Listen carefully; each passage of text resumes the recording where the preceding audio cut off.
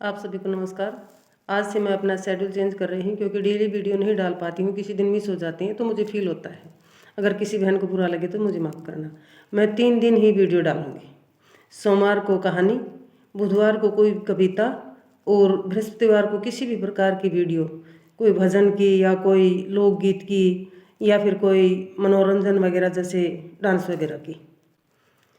तो इसलिए आज मैं एक कहानी के साथ ये अपना शेड्यूल चेंज कर रही हूँ। होता यूँ है कि एक गरीब इंसान की कहानी है। 3 बच्चे होते हैं, एक बेटा 2 बेटी, और किस प्रकार से वो संघर्ष करके अपने बच्चों को पढ़ाता है। कहानी का शीर्षक है बेटा हो तो ऐसा।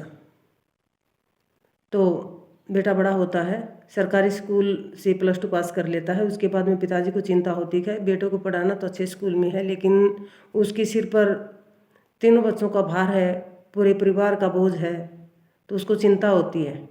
लेकिन बेटा इस बात को अच्छी प्रकार से समझता है। तो पिताजी को बोल देते हैं कि पिताजी मैं कोई काम धंधा शुरू कर देता हूँ, अकेले आप कितना भार उठाओगे। लेकिन पिताजी मना कर देते हैं। पिताजी की मनसा थी कि मैं मेरे बेटे को बड़ा ऑफिसर बनाऊँ, और होता भी यूँ ही है। एक दिन वो बना भी देते हैं। बेटे को प्राइवेट स्कूल में डाल देते हैं और बोल देते हैं बेटा आपको चिंता करने की कोई आवश्यकता नहीं है, काम धंधा करने के लिए मैं हूँ। जब तक मैं जिंदा हूँ आपको किसी प्रकार की कोई तकलीफ नहीं होगी। आप पैसे के अभाव में अपनी पढ़ाई मत छोड़िएगा, आप अपनी पढ़ाई जारी रखें। और बेटा इतना इंटेलिजेंट कि क्लास में फर्स्ट आता था हर बार। तो प्राइवेट स्कूल में पिताजी उसका एडमिशन करवा देते हैं और BA करने के बाद में अपना वो फॉर्म भर देते हैं IAS का।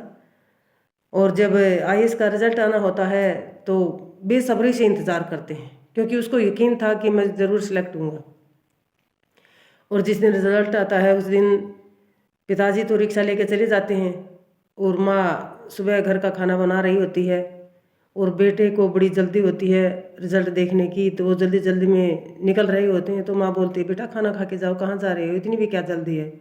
बोला नहीं माँ मैं थोड़ी देर में अभी आता हूँ। और जब रिजल्ट देख लेते हैं और वो सिलेक्ट हो जाते हैं तो मिठाई का डिब्बा लेके घर आते हैं। डिब्बे को ले आके रख देते हैं और पिताजी का इंतज़ार करने लग जाते हैं। जब पिताजी शाम को रिक्शा लेके घर आते हैं तो पिताजी के शरीर पर देख के पसीना, उनका मन बहुत दुखी होता है। पिताजी के शरीर से वो पहले तो पसीना पोंछते हैं, बैठाते हैं पिताजी को कुर्सी पे और फिर पानी पिलाते हैं। और फिर पिताजी के साथ कुछ देर बातें करते हैं तो बहुत खुश नज़र आते हैं। पिताजी पूछ लेते हैं बेटा क्या आज रिजल्ट आ गया, क्या इतना खुश नज़र आ रहे आप। बोले हाँ पिताजी। तो वो मिठाई का डिब्बा पिताजी के हाथ में ला के दे देते हैं और पिताजी के गले लगते हैं।